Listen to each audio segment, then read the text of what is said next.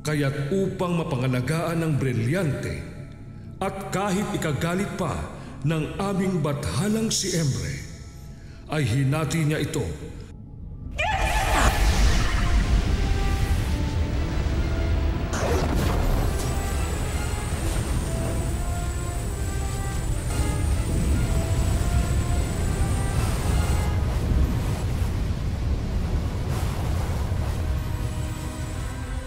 Hinati niya ito sa 4 na bahagi na sasagisag sa 4 na elemento na bumubuhay sa Encantadia.